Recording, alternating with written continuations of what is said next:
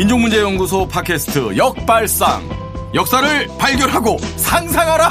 미래를 역발상. 이것은 스튜디오 청파살롱입니다. 진행을 맡고 있는 MC로 노기환이고요.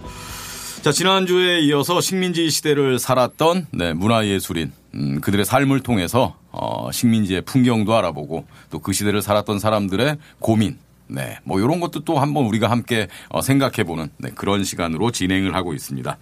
자, 오늘도 역시 역발상 새로운 우리 시즌 제목에 대해서 그다지 긍정적인 생각을 안 갖고 계시는 두 분의 전문가 선생님과 함께 하겠습니다. 이영미 선생님, 오늘도 고맙습니다. 안녕하세요. 네. 자, 그리고 이준희 선생님도 나오셨습니다. 예, 반갑습니다. 네. 지난 시간에 두 분이 워낙 또 이제 아는 것도 많으시고 또 달변이시고 그래서 방송 시간이 참 길어졌습니다.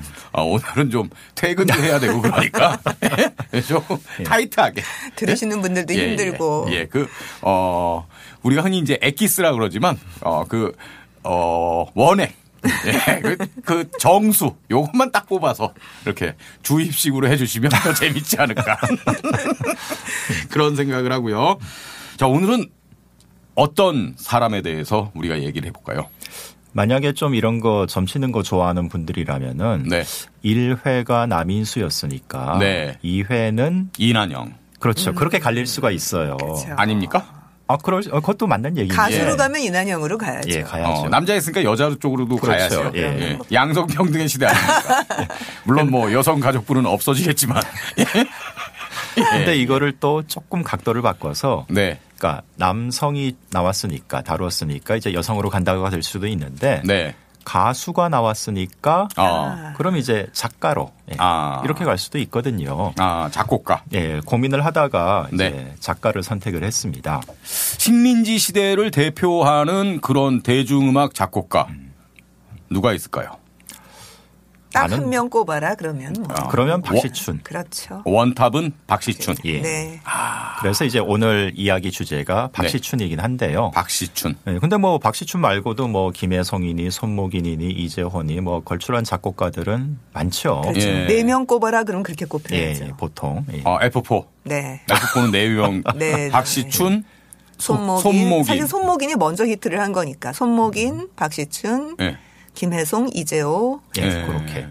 박시춘, 손목이는 가요 무대 같은 데서 많이 자막으로 보는데. 김혜송은 북으로 가서 이렇게. 그렇죠. 사라졌으니까. 이름이 어느 순간 사라졌으니까요. 그리고 이 누구요?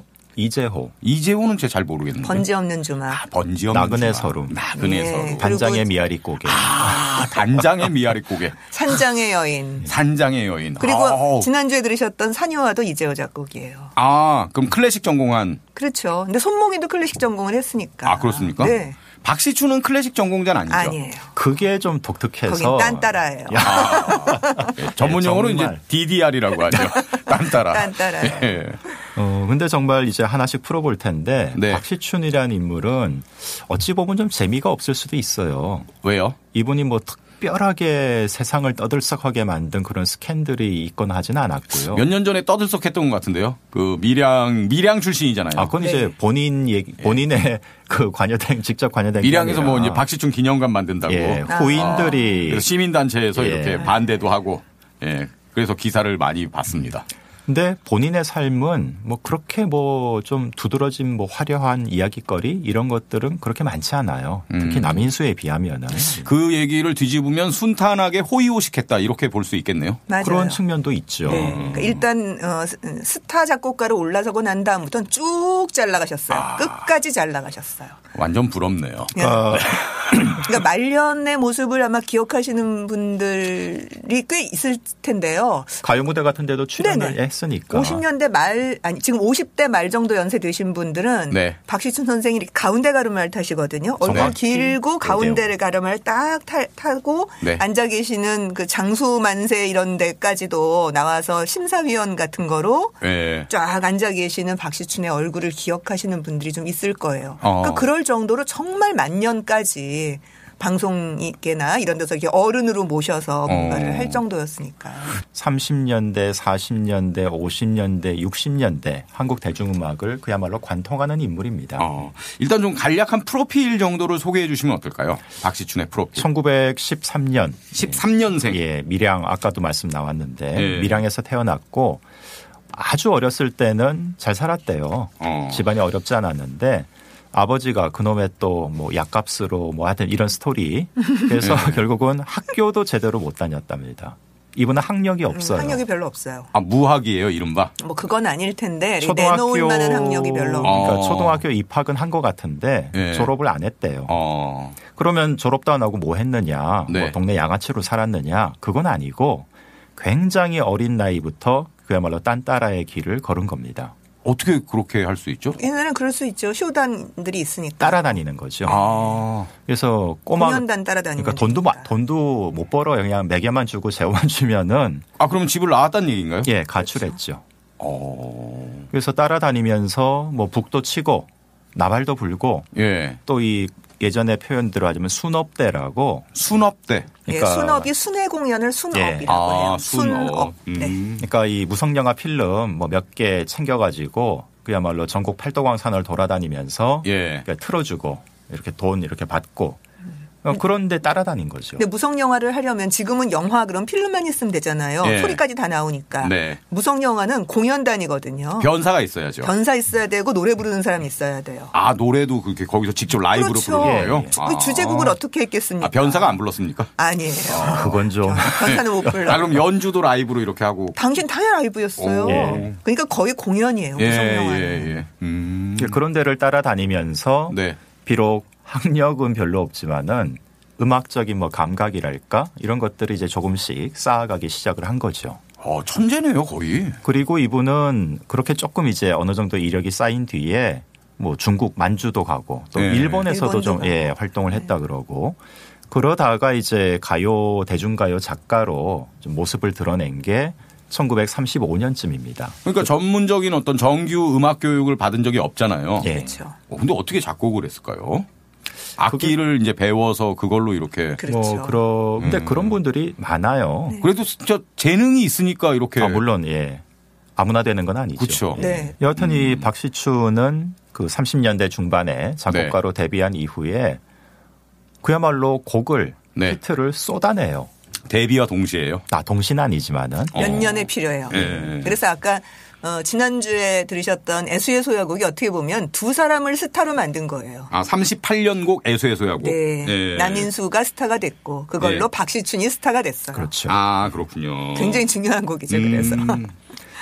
그렇게 이제 자리를 잡은 이후로는 아까 말씀드렸다시피 진짜 뭐 60년대까지 내내 꾸준한 활동을 했고 뭐 여러 가지 예컨대 뭐 연예협회 이사장 뭐 이런 식으로 이제 벼슬도 좀 했던 분이고 뭐 진짜 좀 그냥 순탄하게 남인수는 건강이 안 좋아서 뭐 요절이라도 했는데 뭐 이분은 장수했고 또 하여튼 뭐 그렇게 살다 가신 분이죠. 그러니까 웬만한 무슨 연예협회 무슨 뭐 연예계에서 뭘 할 때의 장은 다 맡으셨어요. 그래서 50년대 이후부터 그러니까 대한민국의 가요사 초기 일제강점기 말고 최고의 권력자예요. 이분이. 그러니까 상당히 정치적인 인물이다. 이렇게 해석할 수도 있겠네요. 그러니까 무슨 정치를 많이 발휘하고 다녔다기보다는 그 계에서 그냥 장 먹으면서 계속 사람들 거느리면서 뭔가를 계속 하실 수 있었던 분. 그러니까 주변 사람들이 다 뭐 단체가 하나 이번에 새로 만들어지는데 누가 장을 해야 되나. 옥립이군요. 그러니까 뭐 누구나 박시춘. 누구나 이제 박시춘을 생각할 수밖에 없는 상황이었던 거죠. 자, 오늘 박시춘 이야기를 할 텐데요. 그럼 먼저 노래 한 곡 듣고 이야기를 계속 해보죠. 어떤 노래를 먼저 들어볼까요? 회심의 선곡이랄까요? 회심의 선곡. 일단 제가 좋아하는 노래고. 저도 좋아해요. 또 하여튼 뭐 거의 대부분 다 좋아하시더라고요. 뭐 대한민국 문인이 가장 좋아하는 노래 1위로 꼽히기도 한 노래라고도 그렇죠. 합니다. 맞힐 수 있습니다, 제가. 봄날은 간다 아닙니까? 맞습니다. 원곡 백설이 버전으로 듣겠습니다.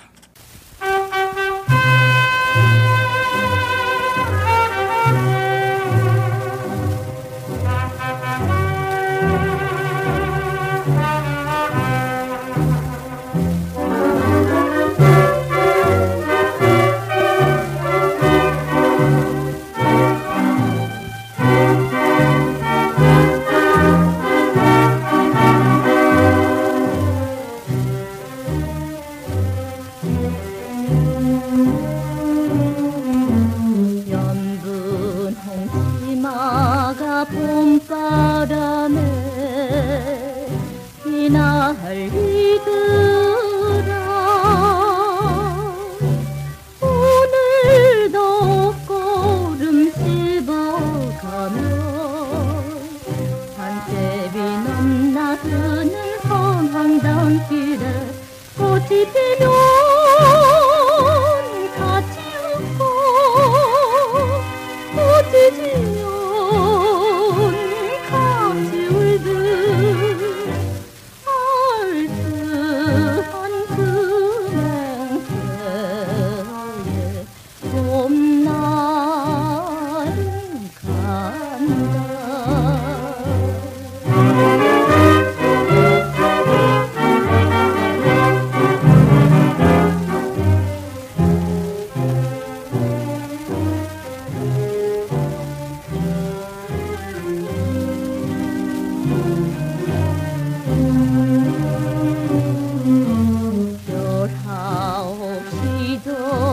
강원 속에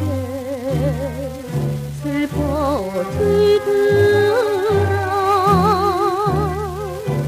오늘도 한가슴 쓰다리며 뜬구름 흘러가는 심장 높이를 새가 날 눈 따라오고 새가 울려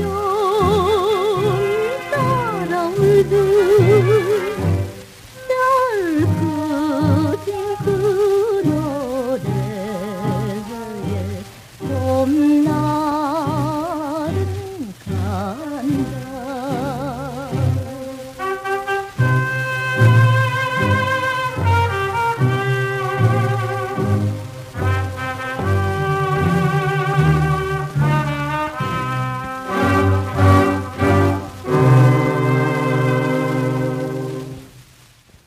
네, 봄날은 간다. 이 곡은 작사는 누구죠? 솔로원이라는 분이 가사를 썼습니다. 저는 이 곡의 가사가 참 좋죠. 가슴에 와닿고 예술이죠. 한 살 더 먹을수록 더 심하게 와닿더라고요. 네, 그건 나이 먹으면 그래요. 왜냐하면 가거든요, 자꾸. 뭐가요? 간다잖아요. 뭔가가 그렇죠. 가는 거잖아요. 예. 또 하루가 멀어져 간다. 이 노래를 10살짜리가 느낌이 오겠어요. 서른 즈음 애가. 그거는 딱 25살 꺾이면 그다음부터 그렇죠. 그냥 오는 거예요. 네. 우리 이영미 선생님은 이 노래 가사에 네. 가장 큰 미덕 뭐 어떤 거라고 보십니까?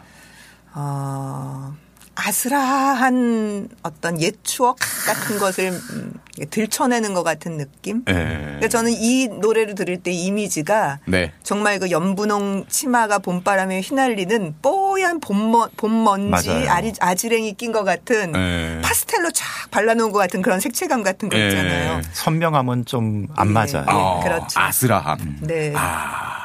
이 노래를 한국 전쟁하고 연관지어서 하는 해석들이 많던데 그거 맞는 겁니까? 아니라고 봐요.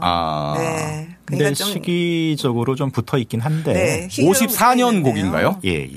그러면은 한국 전쟁 53년에 끝났으니까 그렇게 해석하는 것도 무리는 아니지 않습니까? 뭐 이영민 그렇게 선생님? 들은 사람들은 꽤 있을 수 있겠죠. 네. 수용자가 그렇게 들었다면, 많은 사람이 그렇게 들었다면 뭐 그거는 맘대로니까, 듣는 사람 맘대로니까. 예. 그런데 꼭 작품 안에 그것이 드러났다? 그렇게 보기는 굉장히 어려워요. 예컨대 보고 싶은 얼굴 같은 노래가 무슨 4.19나 5.16 이후에 스산함을 그려냈다?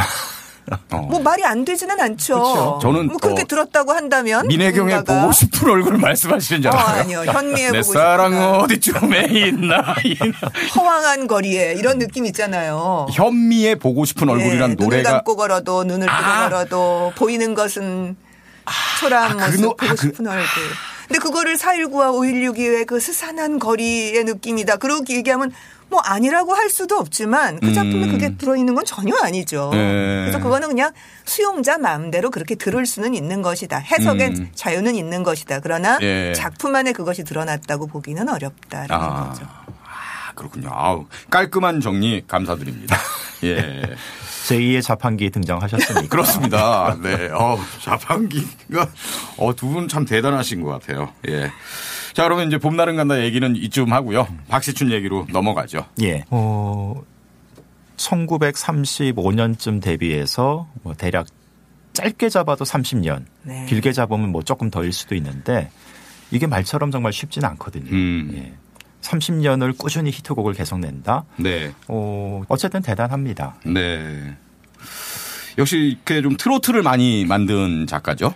그렇죠. 예, 그렇긴 한데 뭐 그렇다고 박시춘 작곡이 뭐 전부 다 애수의 소유곡이냐. 그건 또 아니거든요. 예. 뭐 다양한 스타일의 음악을 많이 하긴 했는데 그럼에도 불구하고 박시춘 특유의 스타일이 또 있긴 있어요. 네. 예. 그리고 그게 또 대중들로부터 환영을 많이 받기도 했고. 그냥 통틀어서 보자면 그 시대가 트로트의 시대였고 예. 트로트로 뭉뚱그릴 수 있는 작품군인 거죠. 그냥 크게 보자면 무슨 김혜송처럼 굉장히 다양한 장르를 그렇지는 않았으니까. 그렇지는 않았으니까 어쨌든 트로트계에서 그러니까 그 당시는 뭐 개라고 얘기할 수도 없어요. 왜냐하면 딴 게 별로 없기 때문에 그냥 그 시대의 주류를 최대한 많이 갖고 있는 뭐 그런 양반이라고 할 수 있는 거죠. 그리고 또 트로트 내에서도 박시춘만의 독특함이 있다면은 네. 그건 역시 또 기타라는 악기 얘기를 안 할 수가 없을 것 같아요. 예. 박시춘 하면은 기타죠, 일단. 아, 기타 잘 쳤습니까? 기타리스트예요. 그러니까 이분이 기타만 다룰 줄 알았던 건 아니에요. 네. 많은 악기를 다양하게 다 다뤘는데 이분 노래를 봐도 그렇고 실제 무대에서도 기타 하나 딱 들고 이제 올라가서 뭐 띠리링 하면은 그때부터 극장 안은 그야말로 황홀경에 빠지는 뭐 그런 거죠. 그러니까 남인수와 둘일만 있어도 사실 애수의 소야곡이요. 원래 원곡을 들어보면 딱 기타 하나로만 반주해요. 기타 하나로만 반주하는데도 기가 막혀요. 그러니까 이제 그렇게 빵빵하게 둘만 딱 섰는데 그 긴장감으로 노래 전체를 밀고 나갈 수 있는 사람인 거고요. 그리고 이제 애수의 소야가 가면 그 얘기를 해야죠. 진짜 고가마사오 스타일을 진짜 잘 구현하고 있다. 물론 그러니까 뭐 조금 떨어져요. 고가마사오보다는. 고가마사오가 누굽니까? 여기가 지금 청파동? 예, 청파살롱입니다. 예. 청파살롱. 네. 맞죠. 청파동이죠. 네. 요 바로 옆에 있는 학교가 설린상고. 네. 지금은 뭐 인터넷 정보고 이렇게 이름이 바뀐 걸로 알고 있는데 가면은 시계탑이 하나 높다랗게 서 있습니다. 학교예요? 예. 네. 근데 거기 이렇게 가만히 가서 보면은 거기에 고가마사오 적혀 있습니다. 시계탑이에요? 예. 뭐 시계탑 장인이냐 그게 아니라 네. 고가마사오는 일본의 박시춘이고 박시춘은 일본의 고가마사오예요. 위상이 그래요. 조선의 예. 고가마사오인 거죠. 그런데 고가마사오는 일본에서 태어났지만은 어릴 때 인천으로 들어와 가지고 한국에서 한 10년 살았대요. 그러니까 네. 청소년기를 여기서 보낸 거예요. 설린상업 출신이에요. 그래서 이제 나중에 60년대 말에 생전 마지막으로 한국을 방문하면서 모교에 이제 선물로 그 시계탑을 세워준 건데 그 고가마사오가 이제 일본에서는 정말 대단합니다. 그러니까 일본에 보면은 국민영예상이라고 있어요. 요즘은 조금 급이 떨어졌다고 하는데 그거는 무슨 다른 어떤 상 훈장에 비교가 안 된다고 할 만큼 그야말로 국민적인 상인데 그 상을 80년대까지만 해도 받은 사람이 10대 명밖에 안 돼요. 그 중에 하나가 고가마사오입니다. 그러니까 흔히 일본 엔가의 아버지 이런 소리를 많이 그렇죠. 사람들이 해서 최초의 엔가 작가인 것처럼 사람들이 착각을 해요. 그건 아니에요. 최초는 아닙니다. 아니고. 그런데 그 엔가 시절에 가장 인기 있었던 엔가 전성기 때 최고로 인기 있었던 작곡가임은 분명해요. 고가마사오 박물관이 있으니까요. 그렇죠. 일본 가면. 우리 왜 애수의 소역하고 딱 떠오르는 띵띵 띵디딩띵 따다당 땅 이런 식의 왜 기타 반주 있잖아요. 우리 트로트 하면 기타 반주는 늘 그렇게 한다는 생각이 들잖아요. 그러니까 베이스음 치고 선율 치는 방식으로 하는 기타 반주. 그 기타 반주에 그런 기타 스타일을 만들어낸 사람이 고가마사오래요. 그리고 그러니까, 그거를 또 가장 잘 따라한 사람은 박시춘. 박시춘이고. 그러니까 조선의 고가마사오인 거죠. 뭐 엔카 얘기가 나와서 그런데 이 얘기하면 또 너무 길어지지 않을까 싶기도 한데 엔카와 트로트의 관련성에 대해서 또 많은 얘기들이 있잖아요. 그렇죠. 뭐 그건 너무 당연해서 이제는 자꾸 그 얘기를 안 하고 싶어 하는 게 더 문제가 아닐까 싶은 생각이 들어요. 근데 또 뭐 그 트로트 하시는 분들은 그렇죠. 그게 그걸 애써 부정하고 트라우마처럼 있는 것 같아요. 그러니까 수십 년 동안 이건 엔가고 엔가에서 온 거고 그래서 이건 외색이고 해가지고 계속 금지됐다 또 싸우고 풀리고 금지되고 욕먹고 이게 너무 시간이 길었어요. 하도 시달려서. 하도 시달리니까 이제는 아예 트로트 하는 사람은 그 얘기는 하면 안 되거나 부정해야 되는 것. 엔카의 원류는 한국에 있어. 이렇게 심지어 말도 안 되는 이야기를 계속. 거기에 또 고가마사오가 동원돼요. 왜? 고가마사오가 10년 동안 한국에서 살았어. 조선에서. 그리고 자신의 가슴 속에 늘 조선이 있다고 조선의 슬픈 풍경이 있다고 얘기를 했어. 뭐 실제 그렇게 글을 쓰긴 했습니다. 그러니까요. 네. 그러니까 여기 있는 게 맞잖아. 왜 일본 사람들도 다 그렇게 얘기하는데 우리 조선 사람들만 이상한 데 젖어가지고 그렇게 우기는 거야. 라고 이상한 항변들을 자꾸 하시는데요. 그건 뭐 그냥 쭉 봐도요. 우리나라에 들어온 트로트가 만들어진 시기, 그 초기의 노래들, 그 이전에 이미 일본의 그 엔카 스타일의 음계가 아주 독특한 그게 이미 존재하거든요. 1910년대부터 우리가 그렇죠. 지금 단조 트로트라고 얘기할 수 있는 라시, 도미, 파라고 하는 독특한 음계의 노래가 이미 일본 노래로 계속 엔카로 불려져요. 그러다가 우리나라에서 이런 단조 트로트가 만들어지는 건 한 28년에서 30년 사이 정도로 보거든요. 그러니까 시기적으로 보나 뭘로 보나. 그건 뭐 너무나 명백하게 일본 엔카의 영향을 받아서 만든 거예요. 대중음악계의 뭐 컴플렉스 아니면은 뭐 하여튼 그런 것들이 아직까지 남아 있는 거죠. 그렇죠. 그걸 또 애써 분치를 하려다 보니 엉뚱한 소리가 나오기도 하는 거고. 하여튼 이거 한번 좀 엔카 얘기가 나와서 그러니까 짚어봤습니다. 그러니까 그건 좀 명확하게 할 필요가 있다는 거예요. 엔카에서 나온 건 맞아요. 그리고 그게 분명히 일제 때는 그랬을 거예요. 일본이라고 하는 식민 제국의 문화를 받아들인 또 그들과 가까워지고 그들의 문화에 편입되고 싶은 욕망이 사람들한테 있잖아요. 그 당시에 선진국은 일본이었으니까 그런 욕망들이 반영된 것은 분명하다고 보여요. 하지만 그것이 무슨 총들이 되고 눈에 엔카 안 부르면 죽일 거야. 이거는 아니었을 거라고 저는 보이는 거고요. 대중의 욕망으로 받아들인 것이지. 그건 좀 구별돼야 된다. 그 당시 학교 제도권 교육에서는 그런 노래 부르지 말라 그랬어요. 그렇죠. 유행가니까. 그거는 일본에서도 그랬습니다. 근데 결과적으로 어찌됐건 그렇게 좀 동질화시키고 결국은 트로트라는 장르가 제국주의에 결국은 복무한 거다. 뭐 이렇게 얘기하는 사람들 그런 있거든요. 음악이 존재하거든요. 그런데 그거는 대중음악이 아닙니다. 다른 영역에서는 존재했는데 군국가요 같은 건 충분히 그렇게 얘기할 수 있죠. 당시 조선의 대중은 그런 음악을 일본 사람들이 지켜보는 현장에서는 들을지 몰라도 따라 부르고 했을지 몰라도 안 들어요. 그러니까 이렇게 설명하면 될 것 같네요. 우리 왜 코카콜라 좋아하고 햄버거를 좋아하는 애들이 미국 문화에 대한 친연성이 있잖아요. 뭐 그렇다고 반미 안 하는 건 아닐 수 있지만 그러니까 그걸 하다 보면 예컨대 요즘처럼 뭐 햄버거 가게가 다 있는 시절이 아니라 80년대 같은. 그렇죠. 80년대나 70년대 말이나. 저 91학번인데 저 1학년 때도 햄버거 먹으면 선배들한테 혼났어요. 맞아요. 그런 것처럼. 그런 것처럼 무슨 뭐 커피도 이상하는 커피 이런 거 좋아하면은 너는 무슨 미국하고 친하냐 뭐 이렇게. 그렇죠. 그런 식으로 얘기하는 것처럼. 물론 초기에는, 미숫가루 좋아하는 것보다 코카콜라 좋아하는 것이 굉장히 미국과의 친연성이 있었을 거예요. 심리적 친연성이 있죠. 그리고 실제로 문화라고 하는 건 그렇게 들어오는 거거든요. 그러니까 우리가 지금 K-드라마 무슨 뭐 한류 무슨 대중가요 이런 게 외국에 나가면 김치같이 팔리잖아요. 대장금 나가면 한국 음식 팔리는 것처럼.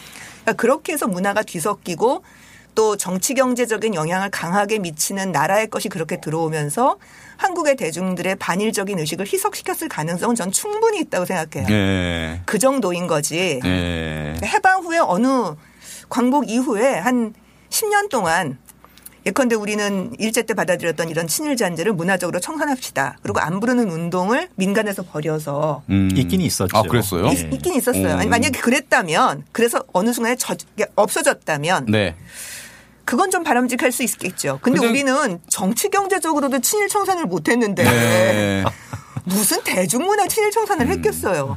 엔카 얘기가 나와서 좀 몇 가지 짚어봤고요. 말씀 들어보니까 결국 대중문화를 수용하거나 판단하거나 향유하는 건 결국 대중의 몫이다. 그렇죠. 네. 이런 결론이고. 역시 단순한 거는 좀 문제다. 단순하지 않게 생각하는 여러 가지 훈련을 좀 해야 된다. 이렇게 말씀드리고 싶네요. 트로트가 좀 누명을 쓰고 있는 것 같아서 한번 짚어봤습니다. 그래서 준비한 노래가 하나 있는데요. 저는 오히려 이제 좀 이따 얘기를 하겠지만은 노래 자체는 굉장히 익숙하고 좋아하는 곡인데 이 노래를 원용한 또 다른 곡이 있다는 걸 보고서는 처음 듣고서는 굉장히 놀랐거든요. 아니 이게서 이 멜로디가 여기서 왜 나오지? 근데 그만큼 이게 어떤 전형성, 뭐 상징성 그런 것들이 있는 곡이라는 생각이 듭니다. 박시춘의 대표작 중에 하나인 울며 해진 부산항을 준비를 했습니다. 네. 울며 해진 부산항. 네.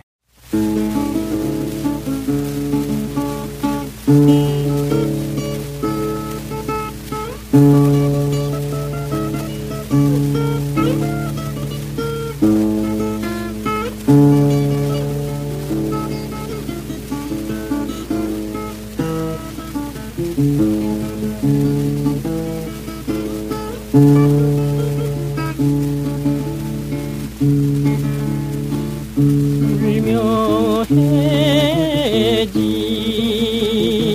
부산항을 돌아다보는 연락선 난간 머리 흘러온 달빛 이별 많은 어렵더라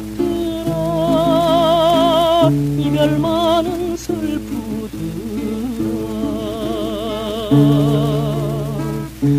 더구나 정들인 사람끼리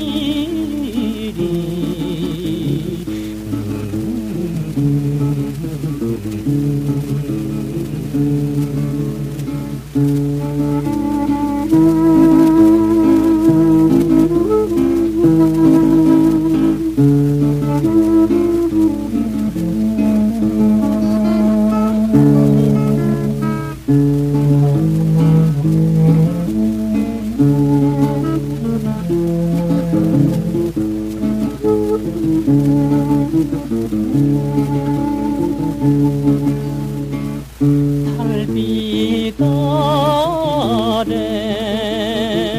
그 바다 파도 만지고 부산항 간 곳 없는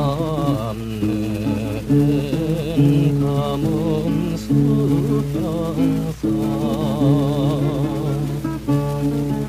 이별 많은 무정트라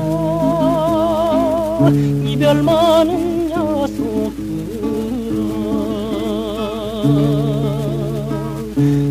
더구나 못 잊을 사람끼리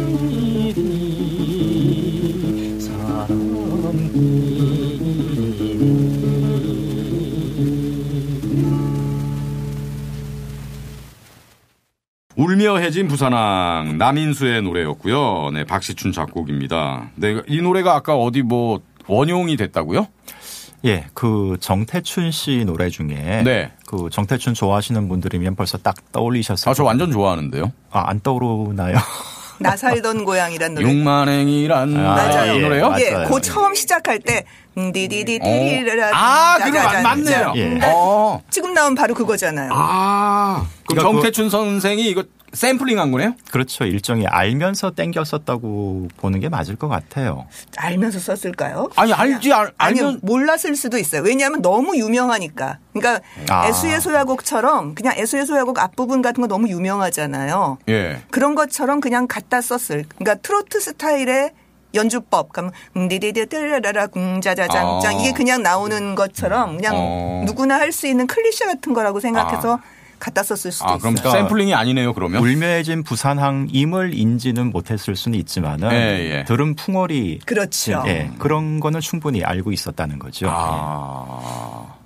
그렇군요. 근데 이제 그 곡이 정태춘 씨 노래 가사가 보면은 뭐 이른바 이제 뭐 기생관광 시계 그렇죠. 일본 사람들 뭐 하여튼 그런 내용을 담고 있잖아요. 나의 살던 고향 좆됐다는 얘기죠. 그래서 그러니까 그런 메시지를 보다 효과적으로 전달하기 위한 음악적인 장치들이 이제 있는데 그중에 정말 두드러 처음 나오기도 하니까 그게 바로 이 박시춘 멜로디였던 겁니다. 그러니까 박시춘의 기타 연주가 그런 식으로 이렇게 특히 전주 같은 데서 누구나 알고 있는 전주들이 꽤 있어요. 그 옛날 60, 70년대 굉장히 많이 유행했던 기타 교본들 보면은 그 연습곡들이 나오잖아요. 그 중에 안 빠지는 게 이른바 업계용어로 때마이나, 그러니까 D마이나.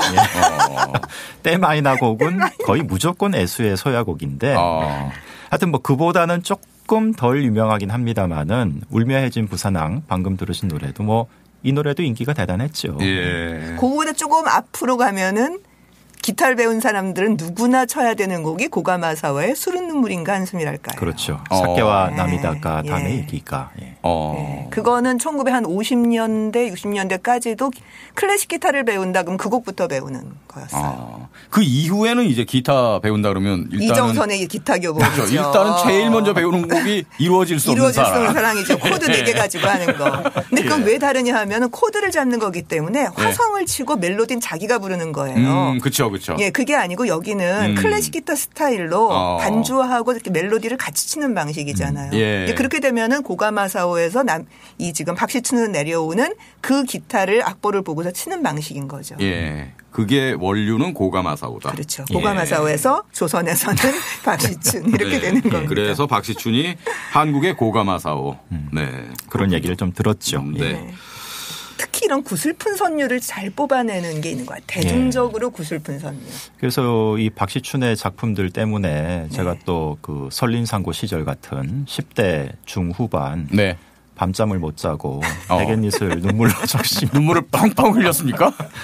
아니 뭐 듣다 보면 뭐 그때 좀 싱숭생숭하잖아요. 청소년기에. 아니 근데 세상에 91학번이 아니 무슨 박시춘 음악을 들으면 눈물을 흘리냐고. 고등학교 때면 우리 고등학교 때면 이제 1학년 때 88 서울올림픽 열리고 이선희 노래를 들으면서 그렇죠. 눈물 흘렸다면 내가 몰라. 그때는 이제 해철이 형도 등장하고 신해철 그렇죠. 형. 근데 박시춘 노래를 들으시면서 눈물을 흘렸어요. 고등학교 때. 무한궤도 막 한창 뜨고 할 적에 당당히 맞섰습니다. 리스펙트.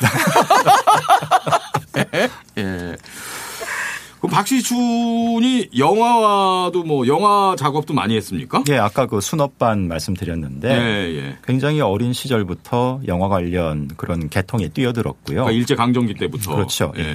그리고 또 뭐 당연히 곡이 워낙 많은 작곡가다 보니까 누구나 생각할 수 있듯이 주제가도 많이 만들었어요. 근데 이제 그건 다 사실 곁다리고 박시춘은 그 한국영상자료원 데이터베이스, 인물 데이터베이스도 이름이 올라가 있습니다. 어떤 당당 영화인으로. 영화인으로. 실제로 영화사를 차려서 운영을 했고요.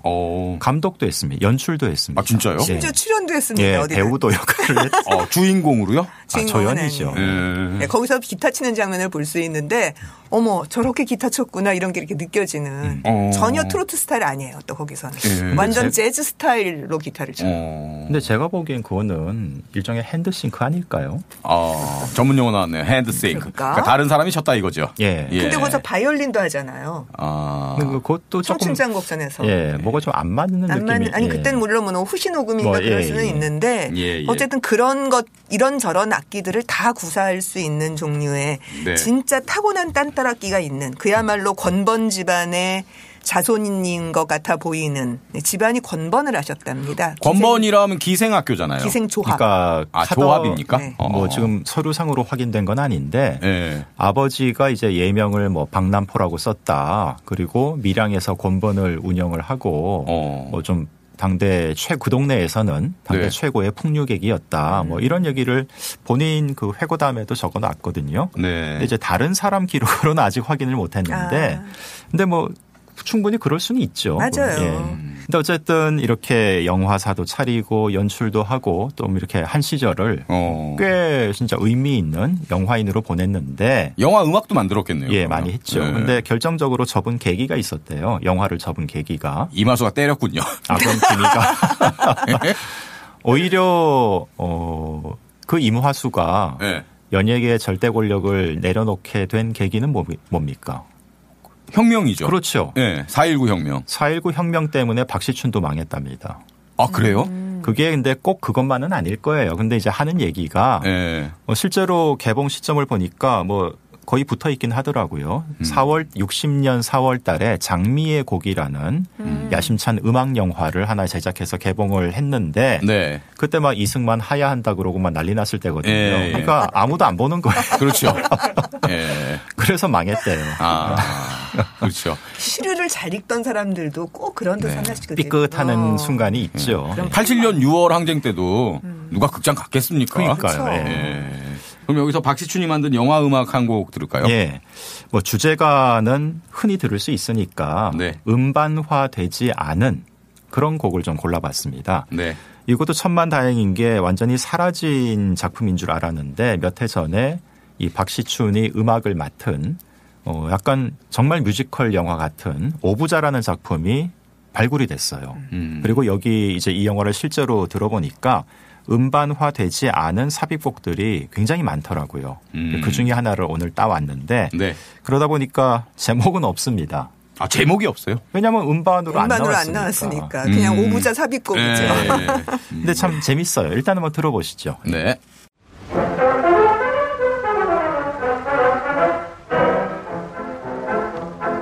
내가 만일 장가를 가게 된다면 학식 있고 교양 있고 가문이 좋고 얌전하고 알뜰하고 얼굴이 고운 그런 여자 아니면은 천만의 말세 된다면 황소같이 일 잘하고 몸집이 크고 남의 싸움 가로맡아 하회 붙이는 그런 거인 여자한테 장가 갈 테야. 내가 만일 장가를 가게 된다면 간열프고 맵지 있고 아양이 많고 아름다운 목소리로 노래 잘하는 그런 미인 있으면은 장가 갈 테야. 내가 만일 장가를 가게 된다면 날씬하고 매끈하고 춤도 잘 추고 도레미파솔라시도 이해가 많은 그런 여자 찾아가서 장가 갈 테야. 아버지 아버지 장가 보내준 아버지 아버지 장가 보내준 아버지 아버지 장가 보내준 아버지 아버지 장가 보내준 장가 보내준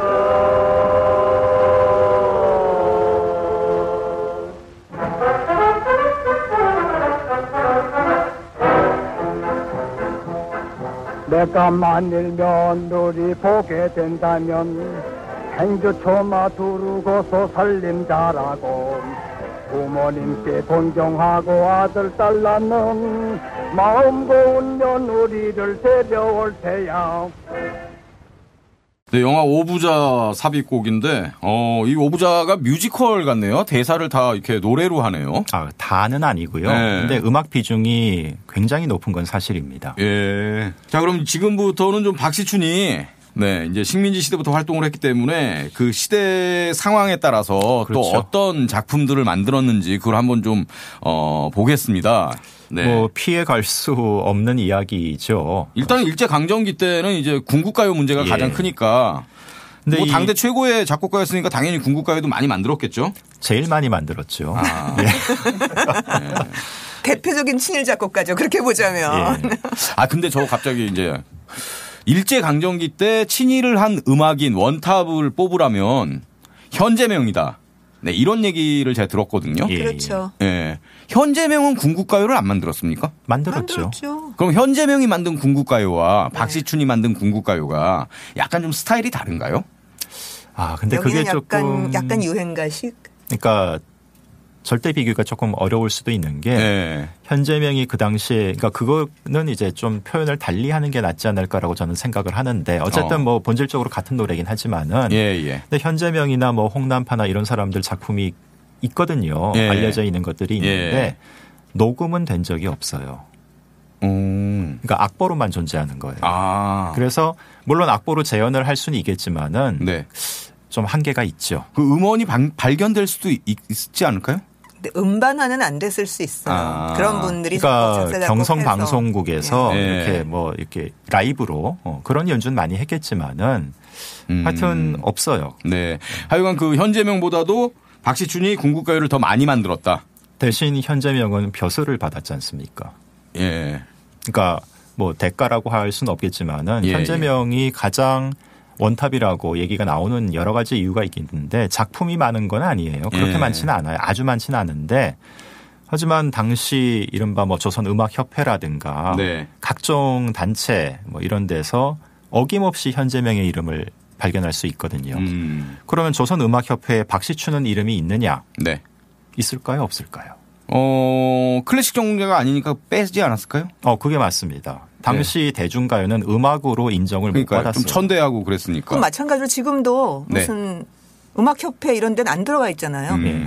연예협회로 따로 가 있는 거죠. 그렇죠. 동네가 다른 동네라고 아예 취급을 하고 있는 거죠. 그러니까 예컨대 88올림픽 뭘 했다. 그러면 무슨 뭐 개막식 무슨 행사에 어디 무슨 음대 아무개 교수님이 작곡한 무슨 작품 공연. 우리 그거 기억하고 있지 않고 88올림픽 하면 아마 손에 손잡고나 아니면 서울 같은 조용필 노래를 기억하잖아요. 그렇죠. 그러니까 그런 거나 마찬가지인 거죠. 이건 대중적이니까 음반화됐고 다 기억도 나고 한다면 이제 그런 소위 클래식 음악 작곡가, 그러니까 시인하고 호흡을 맞춰서 만든 군국가요들 그런 거는 악보로만 남아있는 거죠. 그렇군요. 네. 자, 하여간 군국가요 작곡을 가장 많이 한 인물이 박시춘. 대중음악계에서는. 대중음악계에서. 네. 어떤 곡들을 만들었습니까? 뭐 대표적으로 이제 들으려고 준비한 곡이기도 한데 그 지난 시간에 남인수 군국가요 2,500만 감격. 최고의 절창 얘기를 했잖아요. 근데 오늘 준비한 곡은 노래가 좀 심심해요. 근데 가장 많이 알려진 군국가요 중 하나인 건 또 사실입니다. 아들의 혈서라는 곡인데 남인수의 가장 강력한 라이벌이었던 백년설의 녹음으로 발표가 됐죠. 그러면 아들의 혈서 함께 듣겠습니다.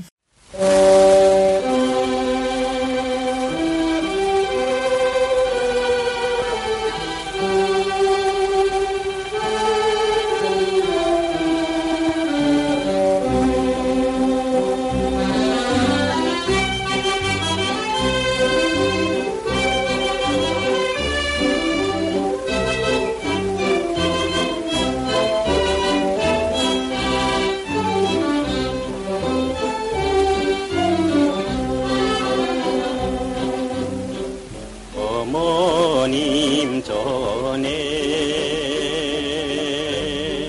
이거를 수 없노니 병정이 되온 것도 어머님 은혜 나라에 바친 목숨 환고 향하올 적에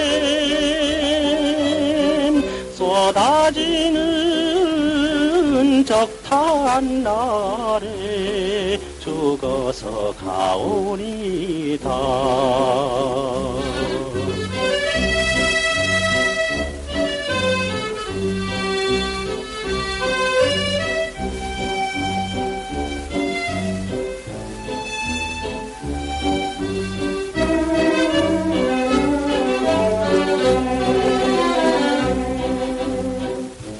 어제는 황야 오는 날은 산협천리 군마도 철수래도 끝없이 가는 너른 당 수천리에 진군의 길은 우리들의 피와 뼈로 빛나는 길입니다.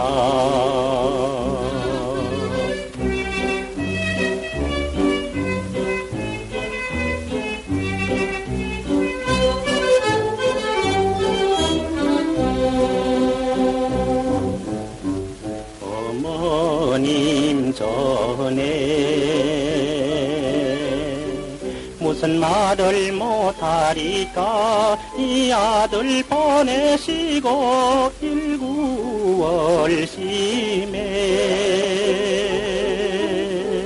이 아들 축원하사 기다리실 때 별거를 다시 보리 생각은 마옵소서.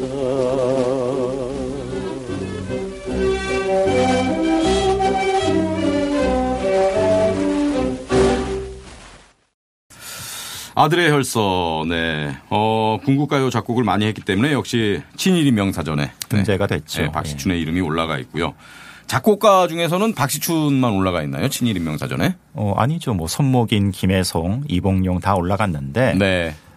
조금 덜 알려졌습니다만은 민족문제연구소에서 친일인명사전을 최종적으로 간행한 게 2009년으로 알고 있는데요. 맞습니다. 예. 예. 같은 해에 조금 늦게일 겁니다. 아마 그 대통령 직속으로 친일 반민족 행위 진상규명위원회 정부 조사기구가 이제 또 활동을 했잖아요. 네네. 거기서도 2009년에 최종 보고서를 냈습니다.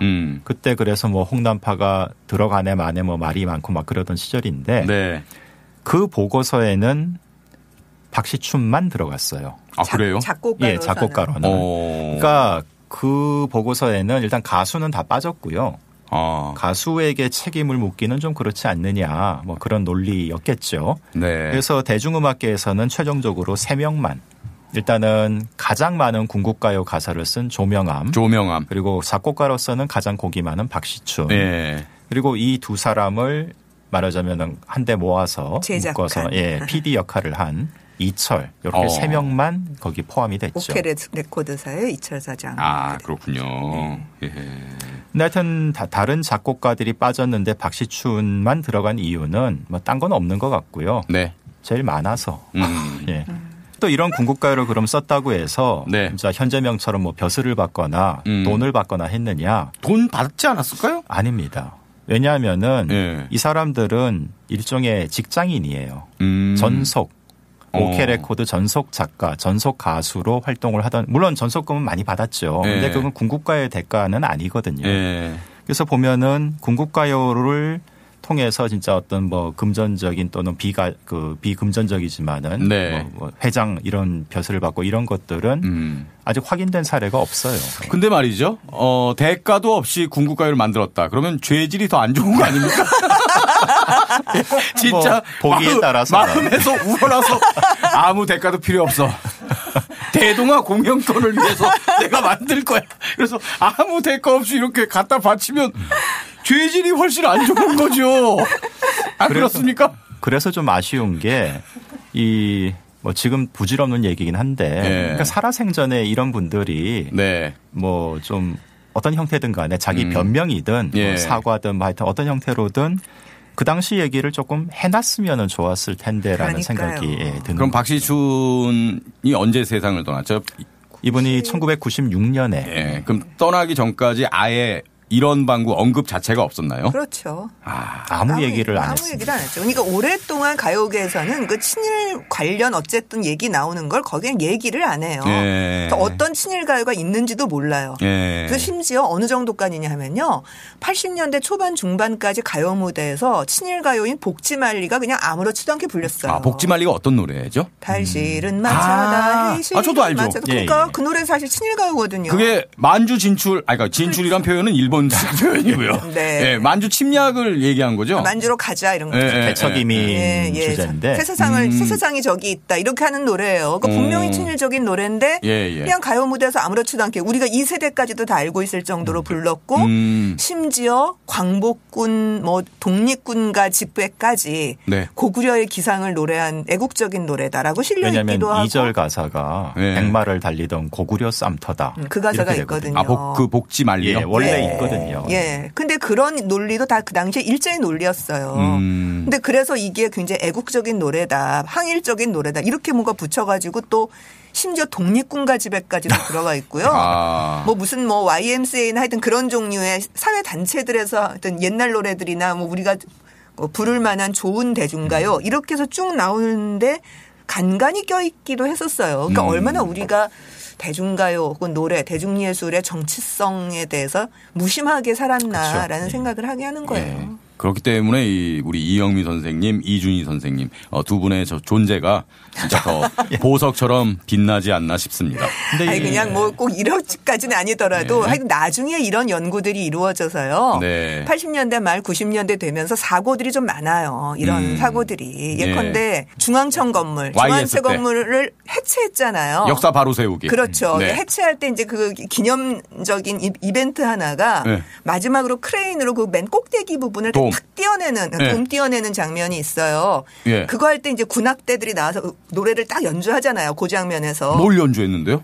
거기서 여러 노래들 중에서 감격시대가 나온 거예요. 감격시대. 네. 그래서 또 한번 뒤집어졌죠. 네. 근데 그때는 이미 우리도 연구를 좀 하고 있었고 뭐 노동은 선생님 같은 분도 연구를 하고 있어서 저게 가요사적인 맥락에서 완전 친일가요까지는 아니지만 친일가요로 가는 길목에 있는 노래라는 사실을 우리는 알고 있었거든요. 왜냐하면 뭐 희망봉이 멀지 않다 뭐 무슨 행운의 백기. 행운의 백기라 이런 게 나오니까 30년대 말에 이건 중일전쟁과 관련해서 생각할 수밖에 없는 노래를 봐도 트로트가 아닌 되게 튀는 노래예요. 가요사적으로도. 그러니까 친일로 충분히 이해할 수 있는 노래인데 아무런 생각이 없었던 거죠. 왜냐하면 늘 해왔으니까. 그 노래들을 늘 연주했는데 갑자기 날벼락 맞은 거죠. 그 사람들은. 이게 뭐야 이렇게 된 거죠. 그러니까 하던 멜로디식으로 럭키 서울 그다음은 감격시대야. 그렇죠. 뭐 이런 식으로. 근데 아까 잠깐 얘기를 하다 말긴 했습니다마는 또 사고가 하나 났는데 바로 이 아들의 혈서하고 혈서지원과 같은 그렇죠. 그런 노래들이 이게 국방부에서 제작한 CD에 수록이 됐던 거예요. 그렇죠. 왜 수록이 됐죠? 그러니까 6.25 때 불렀던 노래들을 상기하자 뭐 이렇게 해서 CD를 만들었고 거기 포함이 됐고 근데 틀린 건 아니에요. 왜냐하면 그때 실제로 그렇게 불렸거든요. 그러니까 일제 말기 때 군국가요로 불렀던 노래를 해방 이후에 6.25 같은 거 하면서 재활용. 국군의 노래로 재활용을 한 거예요. 근데 이건 사실 굉장히 골치 아픈 문제들 중에 하나인데요. 왜냐하면 독립군가 중에도 일본 군가 개사곡이 굉장히 많아요. 그렇죠. 노가바가 많으니까. 네. 왜냐하면 작곡할 능력은 없는데 노래는 필요하면 있는 노래 갖다 바꾸는 거잖아요. 게다가 행진곡 같은 분위기 노래는 갖다 쓴단 말이죠. 마찬가지로 대한민국 군인들 우리가 맨날 군부독재 철폐하라 무슨 타도 이런 거 얘기했지만 그 군대에서 불렀던 노래들의 가사 몇 개 바꿔갖고 민중가요로 쓰는 노래 굉장히 많았어요. 근데 이전에 대중들 차원에서 그냥 그렇게 불러버렸다면 할 수는 없는 거죠. 문제는 대한민국 국군에서 그거를 인정했다면 이건 좀 문제인 거고요. 그걸 나중에 모르고 보훈처가 정말 그 정도의 검증도 안 하고 CD로 찍어내고 냈다면 그건 더 문제인 거죠. 그냥 모르고 낸 거예요. 그랬다 또 많이 얻어맞았죠. 빨리 수고하고 뭐 회수하고 난리 쳤죠. 사실 군국가요는 아무리 그렇게 대한민국 세월이 무심했다 하더라도 이거는 뭐 누가 봐도 다시 틀거나 뭐 제작하거나 이럴 곡이 아니잖아요. 거기에 대한 합의는 다 돼 있거든요. 그런데 이상하게 이 노래는 예외였어요. 왜요? 아들의 혈서는 60년대까지 음반으로 나옵니다. 물론 대중가요 음반이요? 예. 물론 가사는 조금 바뀌죠. 원곡하고는 다르긴 한데 그러니까 6.25 노래로 분갑을 해가지고 하여튼 이 노래만 그렇게 살아남더라고요. 그러니까 그만큼 사람들의 심금을 울리는 측면이 있었다는 것일 수 있어요. 멜로디나 가사의 어떤 흐름 같은 여러 가지가. 그러니까 이제 약간의 뭔가 바꿔도 그러니까 대한민국 군가들 중에서 아무거나 민중가로 바뀌진 않거든요. 전선은 간다는 많이 불렀어요. 민중가요. 훈련소에서 제가 진짜 부르면서 정말 이거는 민중가요 같다 생각을 많이 했어요. 민중가요로 많이 불렀어요. 그 노래는 80년대 초반 중반에 민중가요로 많이 불렸던 노래고요. 아마 70년대 후반에 가사가 많이 바뀌어서 그거는 예컨대 뭐 천태일 동지의 흘린 피를 헛되이 하지 마라 이런 식으로 바뀌어서 꽤 많이 청계피복 같은 데도 불렀던 노래고 그것과 또 별개로 80년대 초반에 또 무슨 바꿔서 부르기도 했었고 하여튼 그렇게 불리는 노래 그다음에 이거는 저거죠. 전우야 잘 자라죠. 네, 방금 하신 거. 전우야 잘 자라. 전선을 간다는 뭐냐면 그 전선을 간다는요. 남단다리라리라라는 높은 산 깊은 곳 적막한 산하. 그건 어떻게 바뀌어 불렸냐 하면은 이렇게 바뀌었어요. 그 장미꽃 우거진 아크로폴리스. 아크로폴리스에 그 당시에 데모를 못하게 하느라고 서울대생들만 부른 거 아닙니까? 버전이에요. 그러니까 고대에서는 소나무 우거진으로 바꿨어요. 예. 학생회관 앞에 소나무 심었거든요. 예. 데모 못하게. 아크로폴리스 없는 학교는 서러워서 부르겠습니까 그거? 예. 그리고 그 탄광촌 같은 노조에서는 막장을 간다로 또 다시 불렀어요. 그러니까 젊은 넋 쓰러져간 그때 그 자리 이런 게 가슴에 확 오는 거잖아요. 그렇죠. 그러니까 그렇게 불릴 만한 노래가 바뀌는 거예요. 그러니까 아드레 헐스가 오래 살아남았다는 거는 그 시절에 굉장히 어떤 식으로든 사람을 좀 이렇게 건드린 측면이 있었다. 뭔가 좀 짝짝 붙는 느낌. 그렇죠. 그런 게 있었다는 거예요. 어쨌건 세상을 떠나기 전까지 거기에 대해서 언급이 전혀 없었다는 건 너무나 아쉽고 좀 안타깝고 마땅히 비판받을 일이다. 네, 이렇게 생각을 합니다. 해방 이후의 활동에 대해서 좀 이제 훑어보죠. 예, 뭐 마찬가지입니다. 그러니까 가장 많은 군국가요를 작곡한 작곡가가 박시춘이긴 한데 네. 이후에 벌어지는 뭐 사회적인 역사적인 뭐 각종 하여튼 사건 사고가 또 많았잖아요. 그럼요. 거의 빠짐없이 박시춘의 이름이 등장을 합니다. 예. 아까 뭐 전우야 잘 자라 잠깐 네. 소개해 주셨는데 6.25 전쟁 나고 나서 불과 몇 달 만에 전우야 잘 자라로 전쟁 당시의 가요 스타트를 끊었죠. 네. 1950년 9.28 수복 직후에 명동에서 작사자하고 만나가지고서 술 먹으면서 하룻밤 사이에 지었다는 노래거든요. 수복 전에요? 수복 후. 9.28 수복 후에 직후에. 그렇죠. 명동에서 만나가지고 아이고 안 죽고 살았구나. 아니 저는 수복 전이라고 들어갔고 인민군한테 걸리면 큰일 나죠. 근데 그 사람은 그 유호와 박시춘 작사자와 작곡자는 이미 그 전에 히트곡을 많이 만들었거든요. 럭키 서울 있었죠. 신라의 달밤 있었죠. 비 내리는 고모령. 네, 비 내리는 고모령 있었죠. 그러니까 이제 조명암이 사라지고 박영호가 사라진 작사가들이 사라진 자리를 채운 50년대, 40년대 후반과 50년대의 작사가가 유호하고 반야월이에요. 뭐 한 명을 더 꼽자면 솔로원 같은. 그렇죠. 솔로원. 그렇게 되는 거죠. 그래서 하여튼 역사적으로 굵직한 사건 말씀드린 대로 다 나와요. 그 사실 작년에 그 시즌 이제 앞서서 할 적에도 뭐 4.19다 5.16이다 뭐 한 관련 노래를 소개를 해드렸지 않습니까? 그때 어김없이 박시춘의 이름이 등장했죠. 다 있어요. 예. 그러니까 참 이걸 어떻게 그럼 이거는 시류에 잘 영합했다 이렇게 볼 수 있는 건가요? 영합하면 나쁘다는 좀 뉘앙스가 같이 평가가 들어가 있잖아요. 저는 그렇게 평가할 수밖에 없어요. 예, 그러니까 이 사람은요 그냥 시류 따라 사는 거예요. 예, 그러니까요. 그러니까 근데 그게 본질이라고 생각하는 거죠. 영합은 특별한 일이잖아요. 그게 아니고요. 네. 그냥 그렇게 사는 게 본질이에요. 아니 4.19 혁명 됐을 땐 혁명 찬양하는 노래 불렀다가 1년 뒤에 쿠데타 찬양하는 노래 부르고. 그렇죠. 베트남 전쟁이면 또 그거 그 영합 아닙니까? 그러니까 그렇게 사는 거라니까요. 세상에 흘러가는 대로. 네. 뭔가를 만들어내는 창작자라면 자신의 신념이나 가치관 같은 게 딱 개입이 되고 그 기준으로 세상을 봐서 새로운 걸 만들어내야 창작하고 작가인 거잖아요. 그렇죠. 근데 그거는 좀 작가 중심적인 시각일 수도 있어요. 말하자면 본격 예술이나 고급 예술에서는 충분히 그렇게 얘기할 수 있어요. 그래서 그런 사람들은 친일이냐 아니냐가 굉장히 분명하게 갈리잖아요. 그렇죠. 저는 그런 점에서 이런 사람들보다 더 황당한 게 뭐냐면은 박목월 이런 사람들이에요. 청록파. 그렇죠. 청록파 박목월. 혹시 우리 대통령이라는 노래를 아시나 모르겠네요. 박목월 혹시 전두환 얘기입니까? 아니에요. 그럼요? 이승만 때요. 이승만 때. 예, 80세 생신 축하 노래예요. 동요예요. 그걸 이제 서정주가 따라한 거군요. 전두환 때. 그러니까 그냥 수없이 따라해요. 그 얘기는 수없이 따라하는데요. 뭐 이런 거예요. 우리나라 대한나라 독립을 위해 여든 평생 한결같이 몸 바쳐 오신 고마우신 이 대통령 우리 대통령 이런 노래예요. 그거 우리 70년대까지 다 고무줄하고 놀았어요. 그 진짜요? 노래를. 예, 애들한테 다 가르쳤던 노래고요. 이게 박목월 작사 김성태 작곡이에요. 그리고 그 사람만 한 게 아니고 그 시대 수많은 문인들 다 축시 갖다 바치고 다 했어요.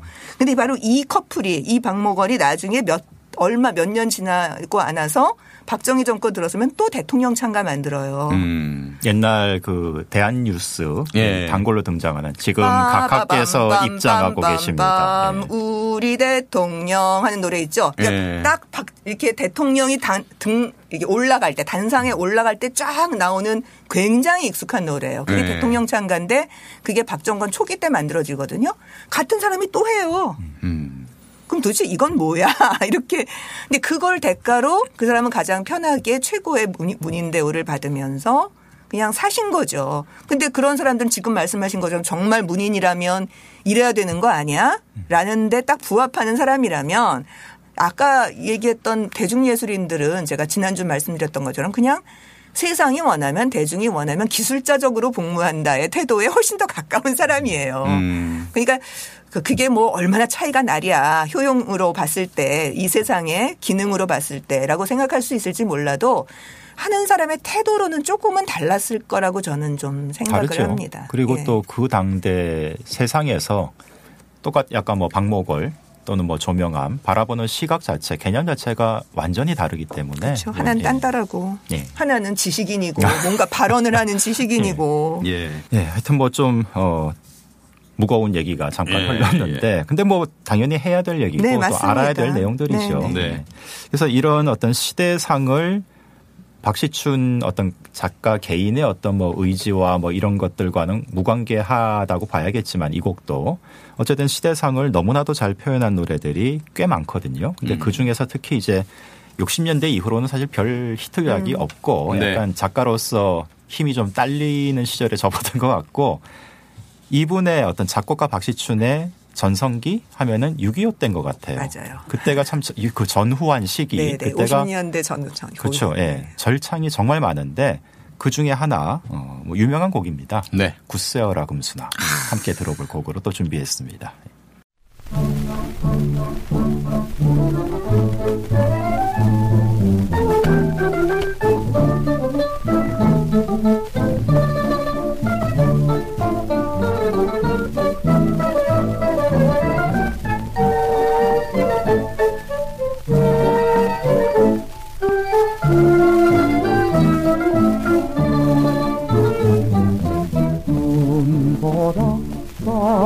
비 날리 너는 바람 삼성난 도도에 오그모아 불러봤다 자저를 봤다 금수나 그대로 가도 네가 잃고 헤매였어도 피눈 무더를 돌리면서 일사이 후나 홀로 왔다.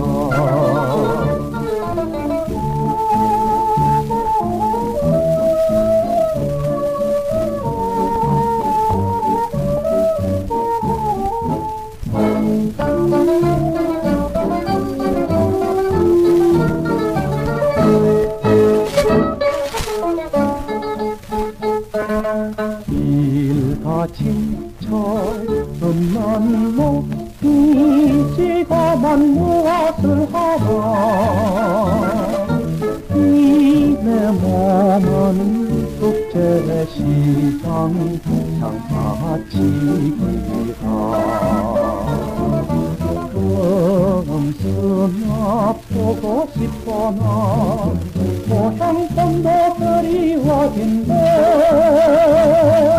영도다리 난간 위에 초생살만 외로 있었다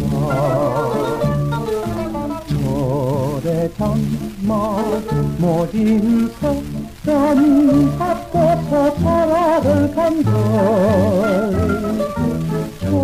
천지간에 너와 난데 변함이 있으랴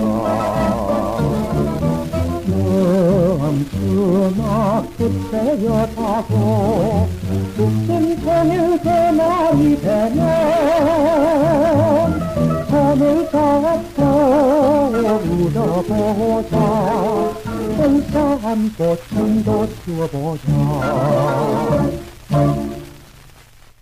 자, 굿세어라 금수나 함께 들었습니다.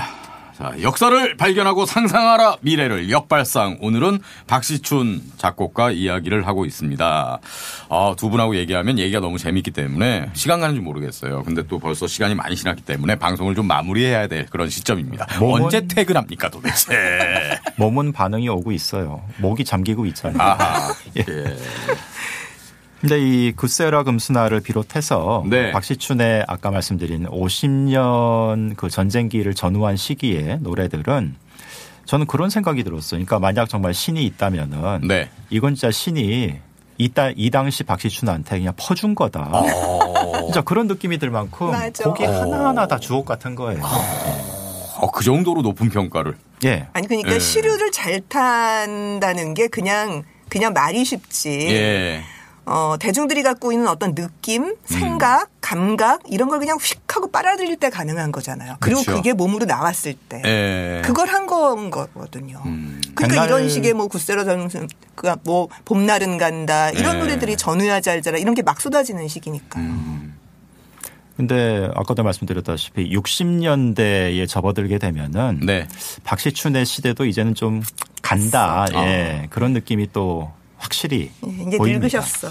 그리고 이제 이때는 뭐 연예협회 이런 거 하시느라고 네네. 행정을 훨씬 더 많이 물론 뭐 그 전에도 정은국 같은 거 전쟁 때 그야말로 연예단들 데리고 다니는 그 꼭대기였거든요. 리더였으니까. 베트남에도 그랬지만. 아마 단장으로 갔을 겁니다. 네. 예. 그러니까 그런 일들을 계속 하셨고 당연히 박정희 정권 들어서서 지금의 예총 체제에서 연예협회 만들 때 그 장을 맡게 되죠.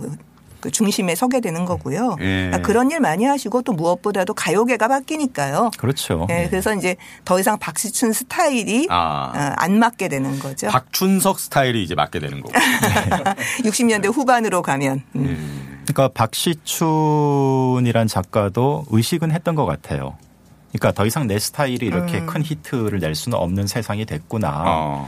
그래서 말년쯤에 보면은 조금 변화를 시도를 한 건가. 그러니까 또 대놓고는 아닌데 근데 좀 그렇게 느껴지는 곡들도 몇 개 있긴 있고 뭐 또 큰 히트는 아니더라도 뭐 중간 정도 히트곡들도 여전히 나오긴 하지만은 네. 어쨌든 그래도 박시춘의 시대는 갔습니다. 예. 네. 세월의 장사 없어요. 그렇죠. 예. 그래서 통상 박시춘의 마지막 히트곡으로 꼽는 게 1970년에 뭐 지금도 활동하시는 분이죠. 김부자. 예, 그분의 노래로 발표된 일자상서를 통상 마지막 히트곡으로 꼽거든요. 일자상서. 예. 뭐 부모님 전상서 이런 느낌인가요? 그렇죠. 예. 근데 이 노래도 이제 마지막으로 또 하나 깜짝 놀랐던 것이 네.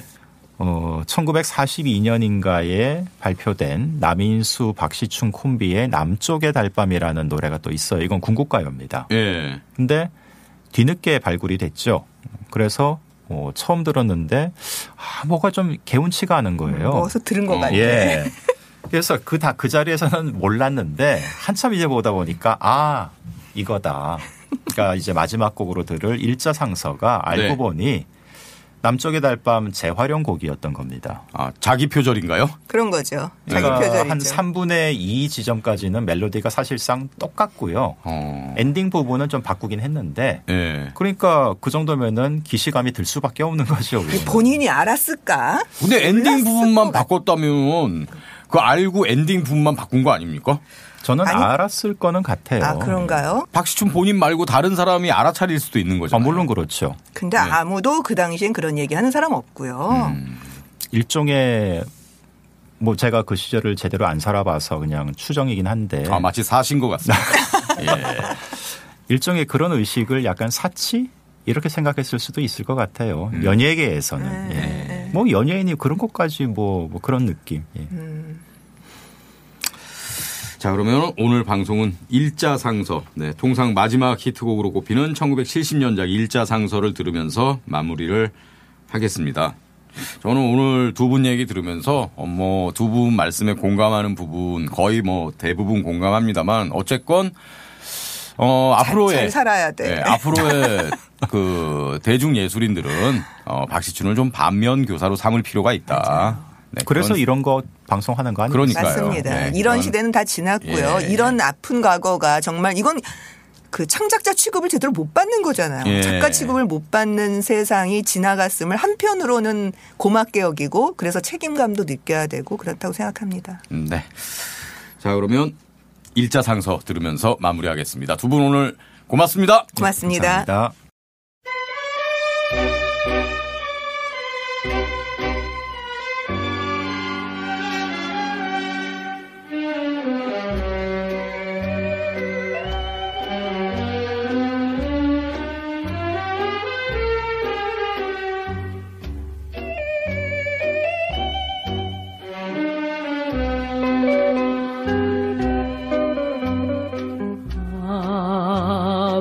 어머님 전에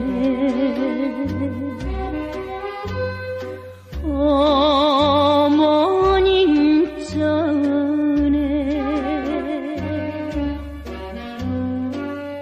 눈물로 일자상서 올리나이다.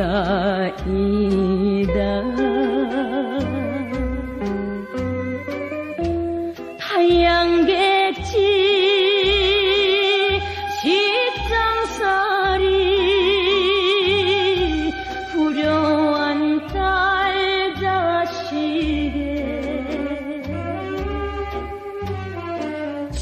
주야장천 근심 걱정 떠날 날이 없으신 우리 부모 만수모가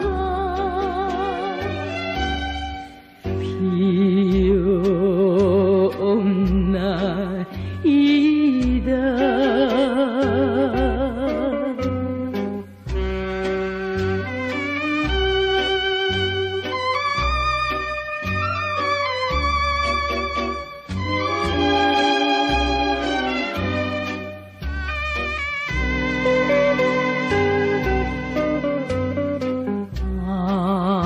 아버님 전에